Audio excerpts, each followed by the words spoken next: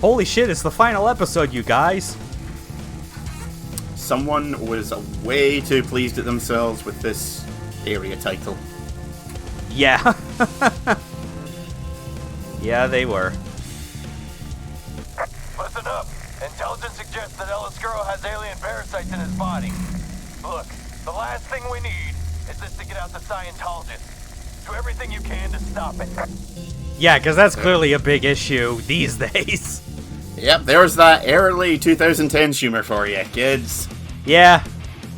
Granted, there've definitely been parts of things regarding Scientology that you look at and go, yeah, no, fuck that. But also, much like Twilight, there's only so much value you can get out of continuing to beat a dead horse into the ground. Yeah, at some point, you're just smashing gravel with a stick. Yep. So yeah, final episode. The second to final video, though, because that final video is the very last thing of this episode. But we get our final enemy type, the monks. The worst enemy type in original Rot.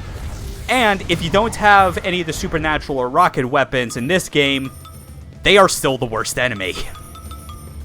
Like, I'm gonna say still better than the monks in Blood. Those motherfuckers with hit scan weapons from the very first area.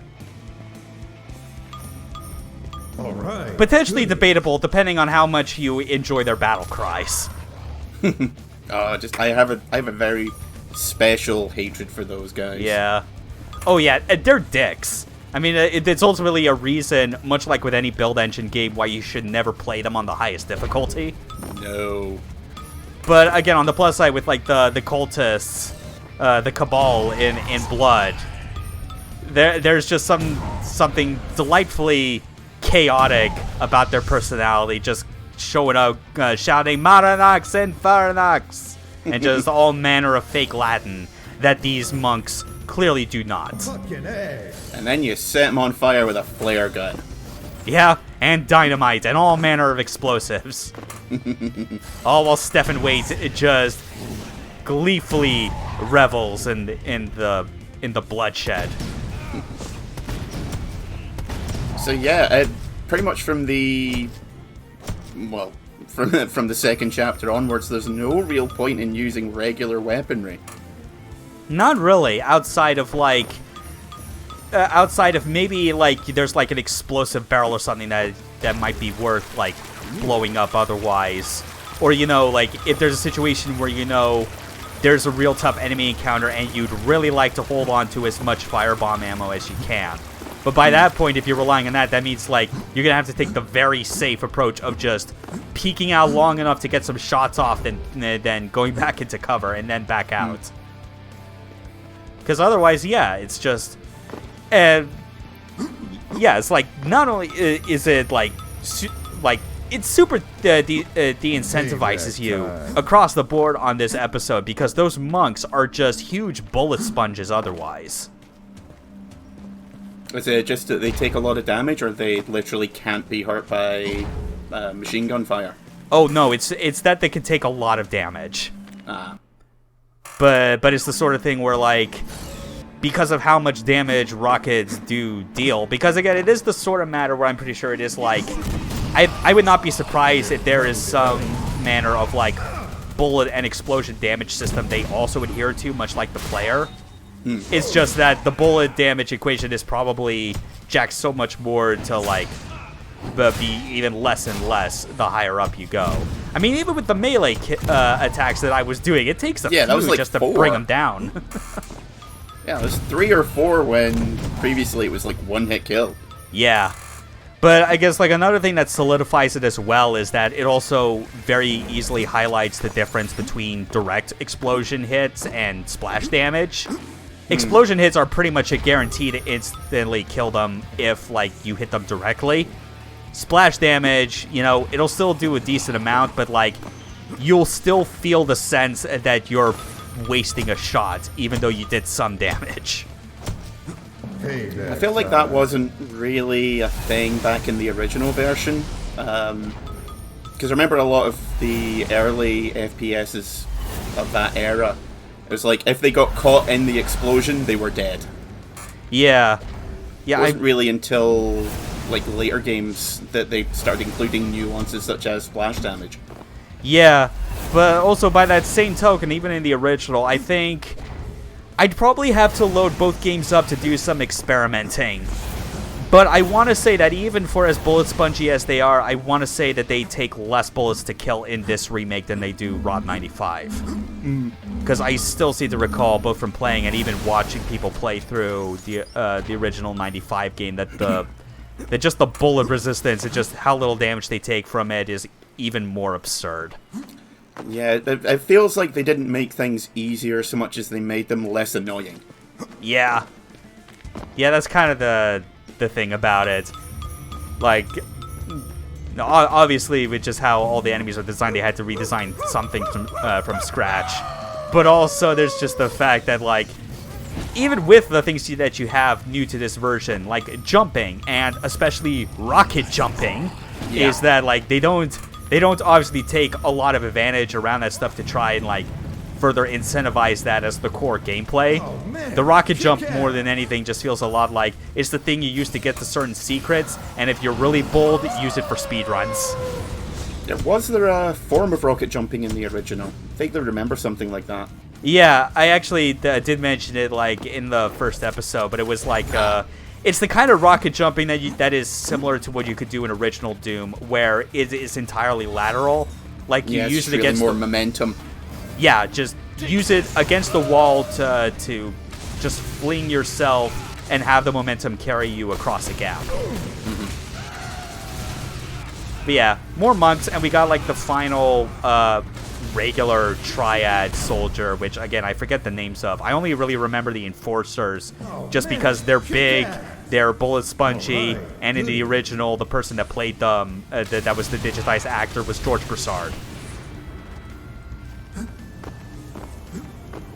Yep, that's your random esoteric Rod 95 trivia of the day. That is not going to end because it's not one trivia per day. So much for the Mamishaba rules. Yeah.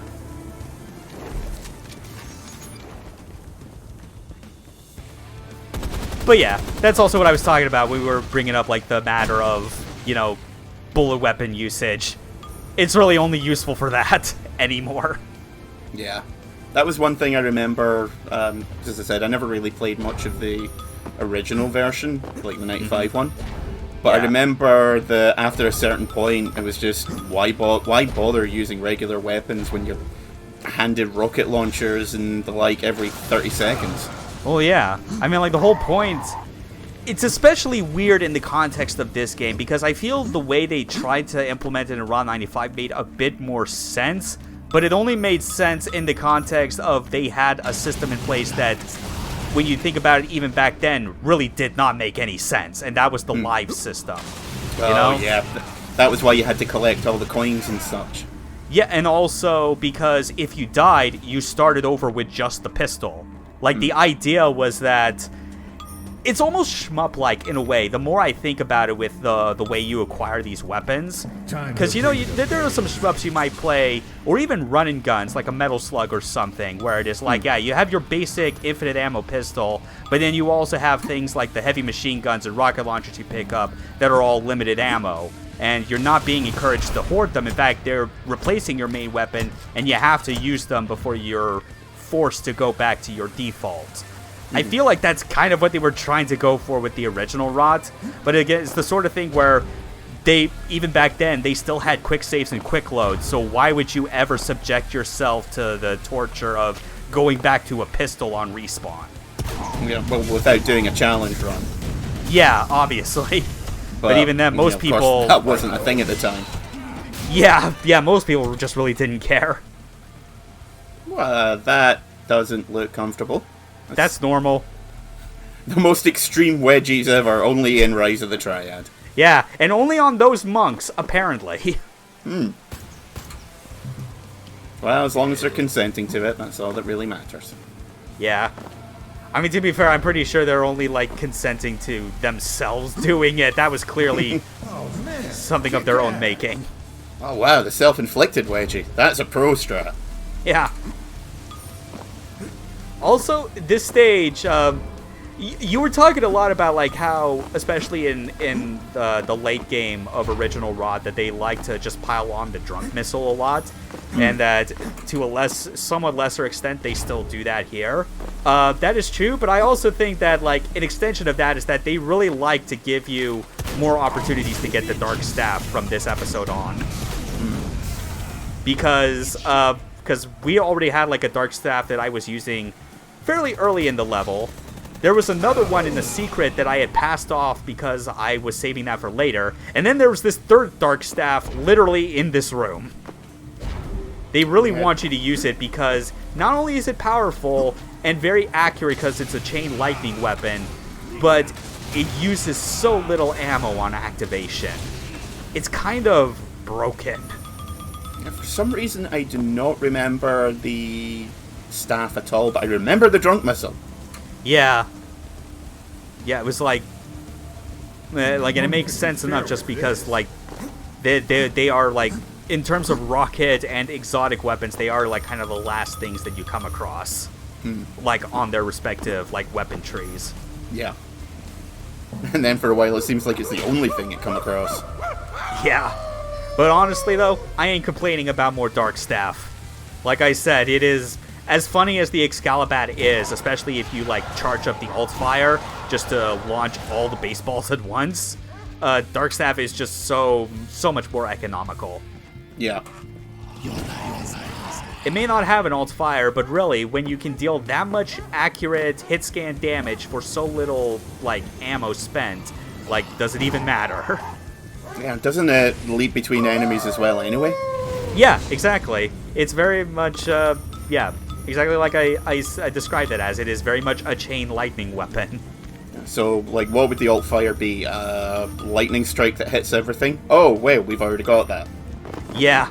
I mean, the only thing I could think of would be something that is just like, you just cast like a BFG orb or something and it uses up the entire ammo. Yeah, some kind of area effect. Yeah, just have the orb go out with a bunch of lightning tracers extending to every enemy. Yeah, but unless, you're like in a really packed room, there's no point. Yeah, because once it collides, it's over, just like the real BFG. Oh man, kick ass! So, we've cleared out this level, but obviously, as we know, because of the rule, there's always a secret exit for the first level of every episode. And this one, I loathe. This game has been pretty good about... I don't want to say 100% that it's recapturing so much as it is, like, calling back and referencing to the things that everyone remembers. Like, they've reused a lot of the same, like, mission titles for some of these levels. They brought back a lot of the same silly, goofy mechanics that most other games wouldn't even think to recreate. They brought back the character stats and all that for all 5-player characters. So not recapturing so much as holding them hostage.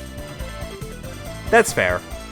And I'd say that this next secret level they're holding hostage, but in reality, they designed it to hold you hostage. It is something that any veteran Rot fan knows about.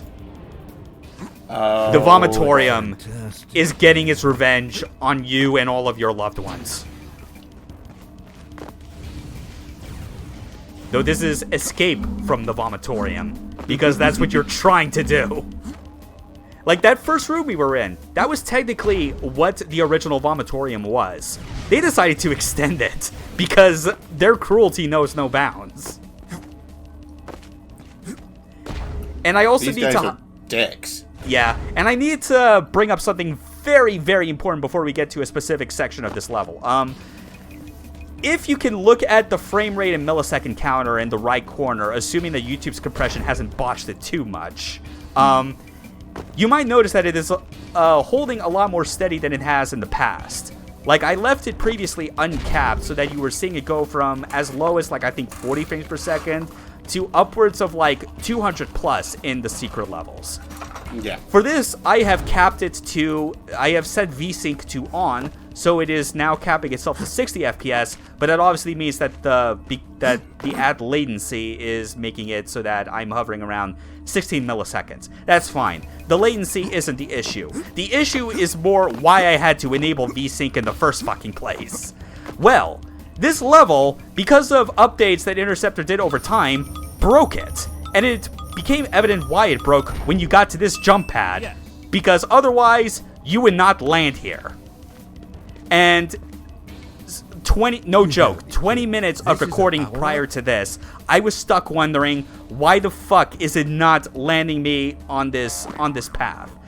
You know, I even had to like exit and like recomplete the previous level as Lorelei, thinking that maybe character stats had something to do with it because she's the lightest and fastest character.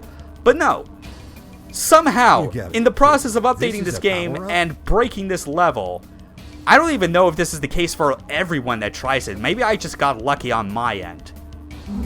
But they must have broke it, excuse me, in a way where the velocity and trajectory of that jump pad is tied to frame rate now. Oh, that's a bad idea. Yeah, and that's the worst part. Like, that's the sort of thing where it kind of goes back to, it's not a case of they didn't care, they didn't know what they were doing. And now there's some kind of weird-ass Event Horizon shit. Yeah. Oh, what? Not unlike the fucking GAD tunnel that we had in episode 3? Yeah. Funny thing, you mentioned Event Horizon. I am reminded of that one section in one of the levels in Dusk, where it's just like a bunch of like low poly like blade hallway grinder that's spinning just like that Event Horizon hallway. Oh yeah. And I think the funny thing too is that David Szymanski, the creator, didn't even realize that was what he was making. Man, I need to get that film on Blu-ray. So good. Yeah. Anyway, so getting past that bullshit, well, almost, I saved myself just barely. Hi, Scott. So, the rest of this should have been smooth sailing, because we are past the point where I generally find that those spinning gads that you have to jump through the gaps to be the worst this level actually gets when you understand what all the tricks are. Like, that's legit the hardest. But just to get ahead of myself, I do not get to the end of this level on this run. I make a very simple, terrible mistake on these spinning blocks. One Thinking fucked you up. could trust them? No. Oh. Just one fucked up jump. Damn, that's gonna hurt. And this is where you get to see all my failures from this point on. This is literally what happened in chronological order. Every time I die, I get farther and farther back. It's like you're steadily learning how to unplay the game. Yeah, this is full tilt at its fucking worst. And you also get to hear the death quotes from your commanding officer just taunting the shit out of you. Also, I just got yeeted the fuck into the skybox.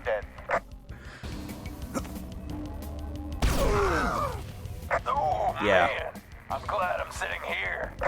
You're seeing my mental state right now. Whoa! Could have saved it. Bring me another donut. Give me some donuts first, you dick. I need them. Ah, shit. I guess I'm not getting my $5, huh? No, you are not. Ugh, I hated this. I hated this with every fiber of my being. This is reminding me so much of the jumping puzzles in Tron 2.0. Yeah. And I hated those. Alright, that's it. You get to see what the cheat commands are like. Trip the light fantastic. Wow, they have them all the way up there as well. Yeah, because the jump pads launch you that high. Dex! Yeah, so fuck it. I got as far as I could legitimately. I got past all the worst of it at least once. I showed physical proof of that. I'm not obligated to keep playing by those rules anymore. It's not my damn fault that Interceptor fucking broke this level after several updates, because it's somehow the jump trajectory on this fucking slide jump pad got tied to the frame rate and only works if you keep it locked to 60. Dicks. We're not your dancing fucking monkeys. Just fucking pricks. I'm just kind of expecting a half-hearted wee while you're flying. Yeah. Woo. Yay and whatever. Mm-hmm. Yep. Don't have to deal with the jump. Don't have to deal with those Elasto bounce mods, because they suck. I'm just rubbing myself against those gads saying, nah, you can't knock me into the void anymore, fuckface. Hi, Scott. You're nice. I'm only gonna be nice to you. Fuck you, fuck you, fuck you. You're cool. Fuck you. Yeah. So yeah, we're just gonna keep going past the Urgent Ball, just looking at where I failed the first time. And then I tried to, in the spirit of fairness, I tried to find a way to, like, turn off the fly console command, but for some reason, I guess typing fly again doesn't do that. So I still technically have flight on. Oh, but look! Someone's here to save us! No. Can it be? Deliver us from this hell! Praise the... What the hell have they done to you? Wait, no, too close, too close! Oh no! Ah! Yep. Like Jonah in the story of the whale. We are being delivered from this nightmare in the belly of the dope fish. Really, it's more like Cronenberg's The Fly. Yeah. Let's be honest. Any 3D rendition of the dope fish is hideous as fuck. Oh, Even yeah. Doom Eternal doesn't get away from it. Oh god, no. Never again. Oh, fuck. Okay, now we could get back to some actual normal fucking levels. Suck it up. Blazkowicz had to eat dog food over in Germany. Yeah, but he poops in a bag because he doesn't have a colon anymore. Might be also wondering, what are the Hunts having to deal with that doesn't seem as bad as BJ eating dog food? Well, if you paid attention to all of these freaking loading tips, the monk crystals are suppositories. Large ones. Yeah. All the in-game characters are modeled off of people who created the game, except Doug, but don't tell anyone. But hey, at least we went into this level with a full dark staff that we picked up at the end of level 1. So that's fine. Also, this is sounding incredibly Alice in Chainsy. Oh yeah, I mean, like, this goes even harder past that opening riff, because like this is one of those tracks like on the redone soundtrack that compared to Lee Jackson's original is like it goes so much harder into the electric guitars, and like at this point I'd say it is even different compared to what the original Kiss Off track was. Yeah. Because it was basically that opening riff that you heard kind of repeatedly, except played on like MIDI organs. At least it's not likely to get anyone thinking, plagiarism? Yeah. Or that you're in a church. Yeah. Yeah. See, you look at the top. It says, you used, in quotes, a large monk crystal. To be fair, though, I'm pretty sure that's... mighty cold. Yeah. To be fair, I'm pretty sure some of the Hun members are probably okay with it. Taking it to the hoop. End of the line, motherfucker. I mean, we've already made the joke about it with Ty. We know who her actor is. She's probably had more than enough experience shoving things up her ass. Just gonna let that one sit for a while. Yeah. And we're good. Yeah. Don't need to say any more. There's probably a whole lot of theories you could say about how Tarantino Freely, Oh, well, Lorelei. I mean, Tarantino, God knows what else he's into. No, I meant Taradino, which, yeah. Which I forget if it's that name or Casats, but I think the origin behind the name was that it was supposed to be like a Spanish word for like idiot or something. I'm or just fairly certain it's Taradino. Taradino, yeah, it's supposed to be like an insult. Like, calling yourself that is self-deprecation at its finest. But then again, they called IP Freely, IP Freely. Yeah.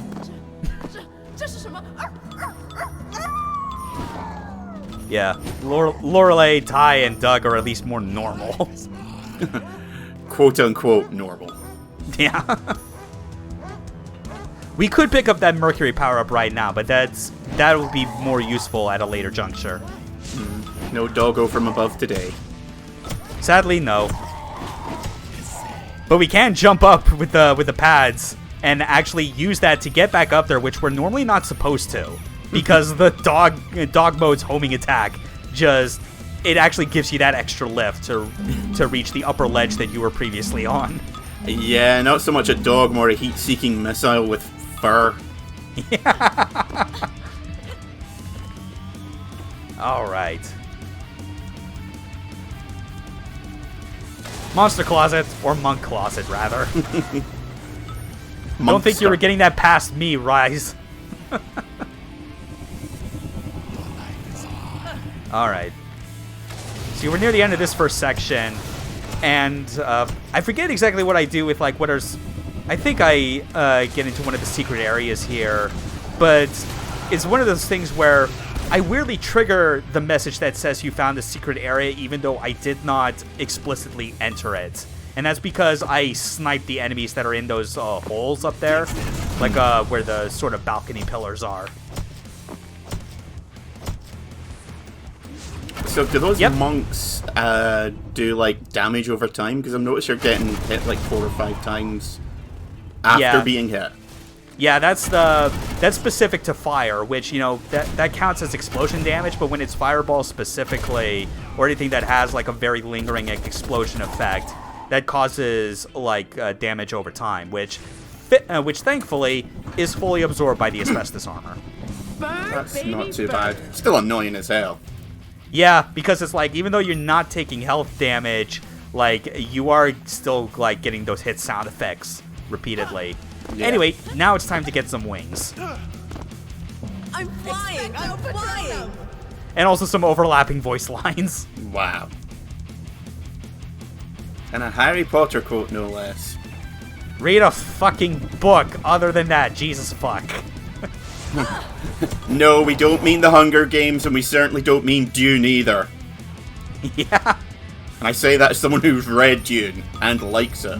Oh, man. So yeah, that Mercury power-up was especially good as like an extra safety net for getting over that gap, because falling down that hole in between the stairs is obviously a checkpoint. And they hide coins at the top of the stairs behind the corner. Because of course they do. Yeah. To be fair, I would have done the same. Yeah. It only makes enough sense. So a hop and a skip over the fire.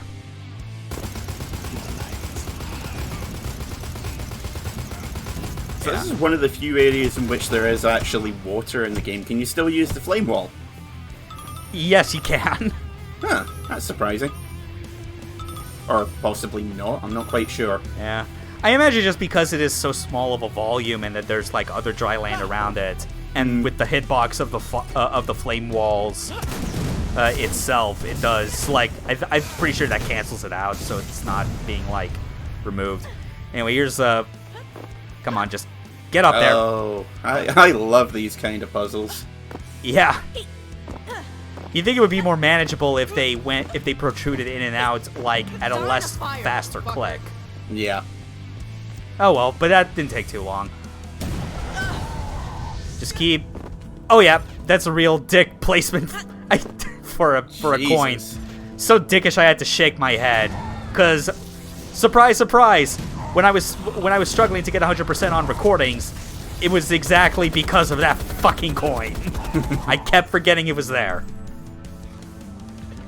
Especially if you're having to reload during test runs. Yeah. Well, even then, because of that, it was like I had to, just to ensure like the smoothest like recording possible, was that it wasn't just a matter of me going like, oh, I'll just restart the checkpoint. No, I would rather just restart the whole level, because once you know where everything is anyway, it's not like it takes more than 10 minutes. Still frustrating though. Yeah.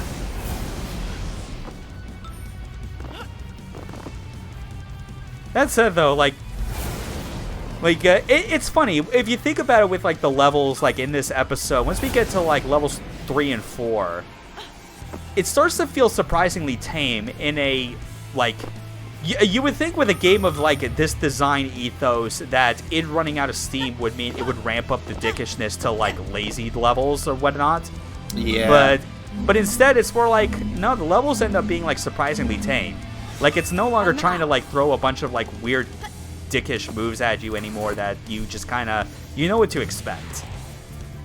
Which is kind of, I guess, refreshing in a way. But at the same time, it's like, because you're still dealing with the monks, I guess that's kind of why it still doesn't rank nearly as highly for me as, like, this is still, I'd say, my least favorite of the 4 episodes in this remake. At least, like, the first episode, you know, it's easy enough. It has to be. It's the first episode. You've got the first few levels to deal with. I've got to say, I would much sooner have We Were a Dick with the collectibles in a game rather than We Were a Dick. So We Were a Dick with the enemy placement or health pickups. Yeah, that's pretty much how it goes. You like the only dickish things left to look forward to are just where they hide all the secrets. Yeah, like, by all means, screw me over from 100% completion, but just make sure I can complete the fucking thing to begin with. Yeah, and at the very least, these last couple levels are very completable and still good indicators of, like, what this game can be at its best, which is, Don't know like... if you've noticed this, but if you hide behind a wall and breathe really hard, your health won't magically regenerate. I don't know where you got that idea from. Oh, I thought I was going to say you can't turn invisible, which is a goddamn lie. Yeah, well, yeah, both of these are lies. But yeah, I mean, like, this level, it's another Leon Zawada special. And, like, it's got another good sense of looping around and getting familiar with, like, a sense of, like, place. So that helps it. So even if you're still dealing with the frustration of, like, where the fuck are all these secrets, it's not too bad getting through it. Just make sure you're on top of all your rocket weapons and special weapons, that you aren't wasting a bunch of time trying to kill all these monks. Ah. What a tomb. Wow. Never, ever going to be able to see anything again. There's no denying me. God mode time.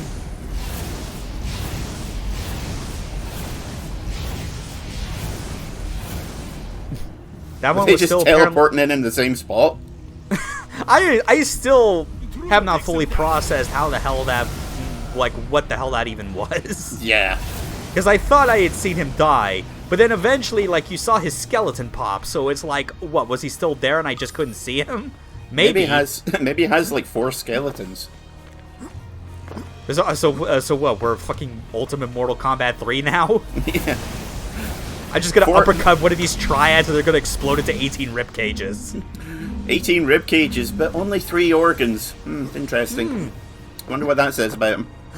Yeah. Jolly good. Yeah, to be fair, it's like... Oh man, that'd be a hell of a combination.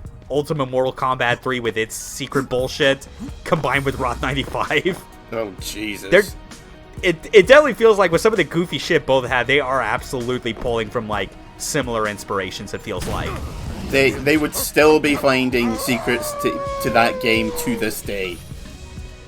Or joining in on Ed Boon, like, bullshitting and, like, saying, no, there totally is a secret left, guys. And just consistently lying on the internet. But to be fair, at least it's a lie that doesn't hurt anyone. So it's at least respectable. Yeah, they did that with, it was either Mega Man 9 or Mega Man 10. They said that there was one secret left to find, and it was in the endless mode. And even though the community manager, Seth Killian, swears it still exists and has not been found, people have just given up and think that he's just bullshitting to try and keep the game in the people's minds. Yeah, it makes sense considering they were going so in on it being like just the NES throwback down to the art style. Yep.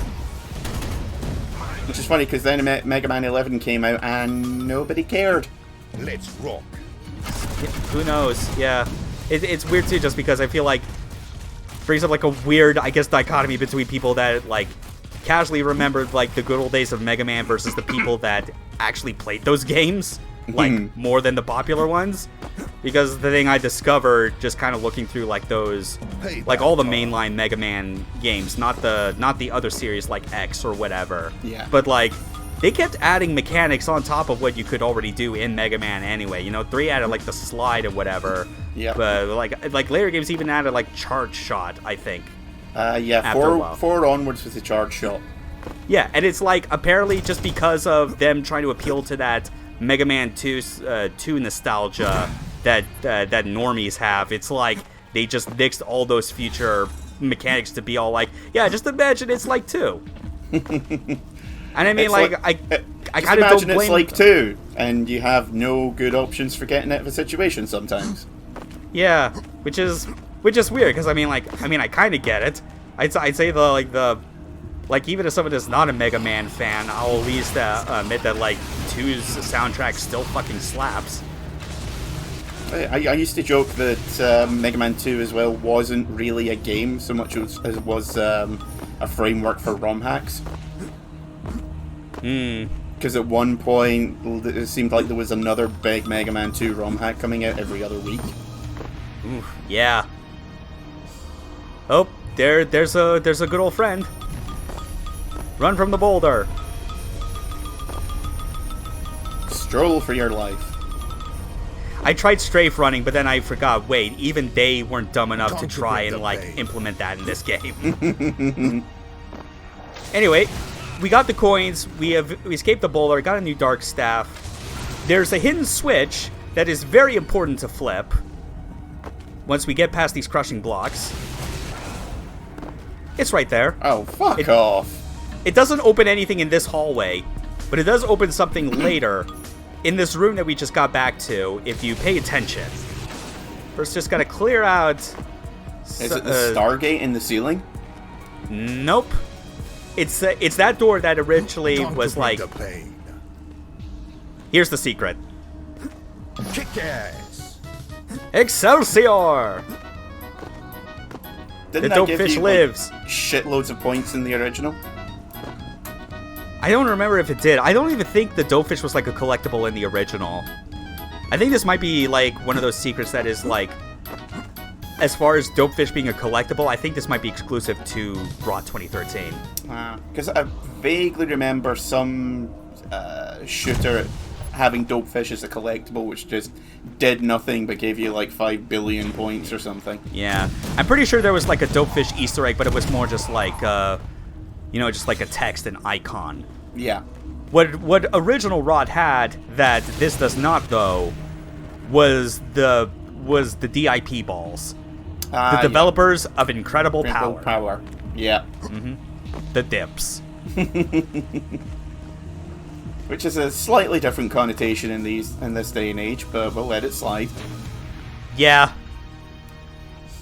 Yeah, but it's just I gotta get a kick out of games that where their development teams are so confident and like proud of what they're making that they're not just content with using their studio name. They have to use like an internal team name that they like include as far as like, no, these are the people that really made it, you know? The developers of Incredible Power, literally every team that Kamiya heads for any of his games, you know? Because it was Team Little Devils for Devil May Cry when that started. Yep. Yeah. Interceptor didn't have anything like that for this. They were just like, nah, we're just Interceptor. We're making a new ROT. Internally, though, they were calling themselves something like the Walnut Boys. Something like that, who knows? Eggplant Assassins!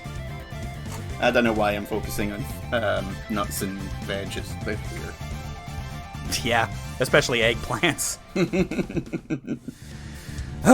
Okay. So, here we go. Penultimate level. This one, I would like to say, is the room, but good. The president has informed us that help is on the way. Nice. Just kidding. You're pretty much fucked. Oh. Good luck in there. Call us if he needs. So you're saying the president is not a bad enough dude to rescue us? That's my worldview shattered. President's not a bad enough dude to rescue himself. Unless you're Michael Wilson.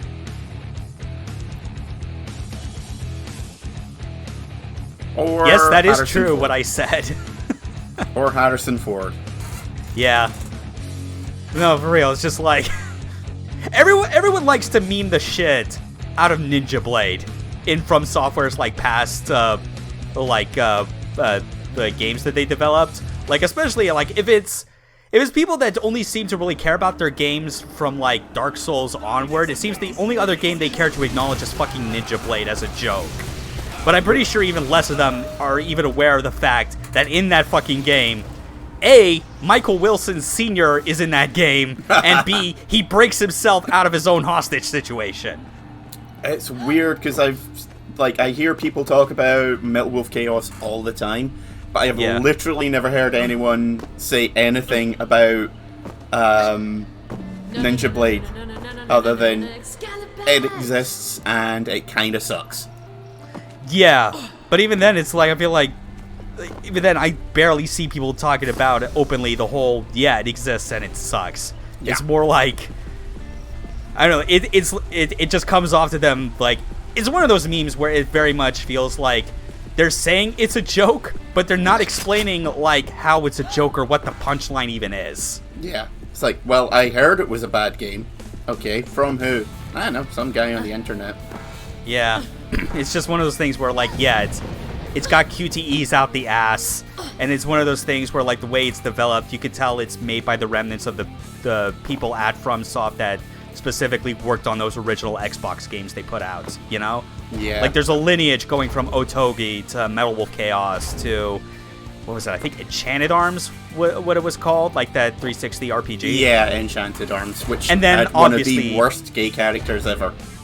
Oh, God, just for how he was portrayed, it was, could not get away with that in this day and age. Yeah, that is rough and the sort of thing that makes me kind of not want to play it, which sucks because Enchanted Arms has a secret boss that is you fighting Metal Wolf. Yeah. Oh no, the gameplay itself is pretty decent for a late PS2, early 360 era title. Yeah. But the voice acting is one of the few times where I have had to turn off a game just because it was that bad. And it's got some great names in it as well. Yeah, it's just that is unfortunate to hear. But anyway, yeah, you can see with this level, you can see what I was talking about where I described this as the room, but good. Yes, we are still doing platforming over perilous pits, but instead of having to go through like 4 areas that we can choose in any order, we only get 2. And like they just feel like better paced all around and not trying to overload you with as much bullshit based on a single gimmick. Because that's what all the different areas in the room was. It's like, you go to one section and it's all gads you have to ride across. You go into one and it's all jump pads. Another, it's all fire traps, etc. Yeah, it kind of feels like this one was actually designed, whereas the other one was like, shit, we need another level. Yeah, it was more like the room was designed with the idea of it also doubling as like something of a cruel joke. This one's more designed as, no, let's just take that idea but just make it like a real level. Because at least here it's like they're finding ways to mix up like the navigation. You know, you still get enemies on occasion, you get some jumping, you get running from boulders on occasion, you still get some secrets here and there. And it's like, the thing is, we could have gone the other door, I think it is, and it would have been fine, you know? Just makes me think of David Lynch saying, okay, let's try it again, but good. Yeah. There's the mega secret. Now we're back on the main path. Horribly shiny coins there. Yeah, with that same light refracting I mean, like, all the light sources in this level seem to have it. It's like the same effect that they abused the hell out of in the second secret level.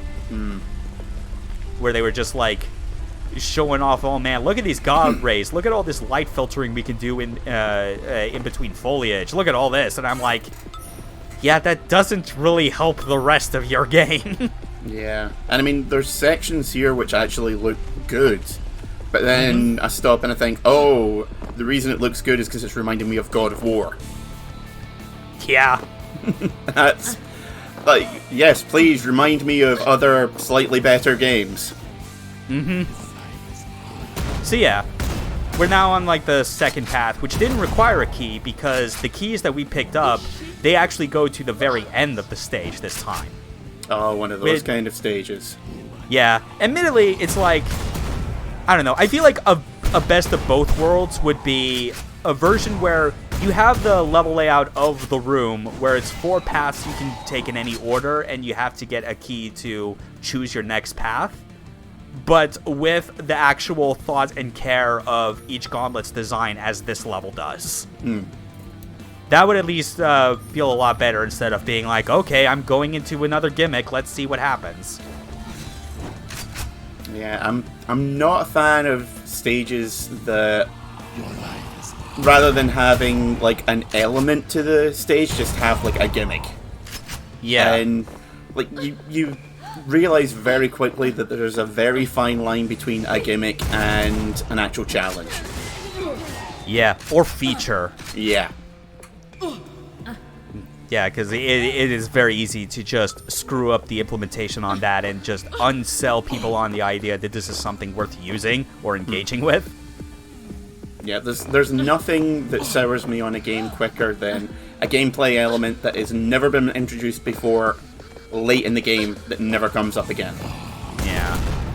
Admittedly, it could sometimes work if it manages to tie in well with, like, story implementation or something, you know? Yeah, or if it's a twist on older mechanics that have already been established. Yeah, like Totally a good on board twist with that. and not a bad one, like Breakdown. Oh god. I could never get past, like, there's one fight where you have to go up against 4 of the big bald dudes in a tight corridor. Could never get past that. I'm the widow baby. That I take it that had to have been, like, very near the end of the game. No, I think it was like, it might have only been about 2 or 3, but it was in a very enclosed area, and it was something like a third of the way through the game. Yeah, okay, that actually makes sense. Yeah, there were some areas like that, but I'm just remembering... It is like a weird mix of fond memories and PTSD for me when it comes to that game because of when I streamed it. Oh yeah, the bits that I liked, I loved. The bits which I didn't make me want to wish ill on the family of the developers. Yeah. Just, oh man. And I'm only saying it that politely because I don't want to get on another watch list. Anyway, we got both keys. Ooh, fancy. Here's a mini boss where we just fight a statue version of El Oscuro called LZ. This is meant to be a fight. Bring it on. Something like that. Yeah, whatever. Have a firebomb. Yeah. Just keep... Oh wow, one shot took off like a third of his health. Yeah. Just direct hits with firebomb is ludicrous. But yeah, that is an interesting mini boss just because of, like, you know, it's a statue of literally the final boss. It's supposed to be a preview of what you expect, but without all the mechanics that apply to it, is the idea. But yeah, next video though, that's when the finale really hits, because we gotta dedicate enough time to El Oscuro and the credits that follow after, because they go kind of nuts.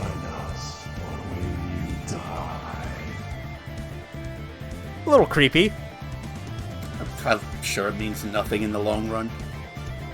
Also, pay no attention to the scoreboard saying that I found 2 out of 1 secrets. I never even noticed that. What the fuck? See you next time.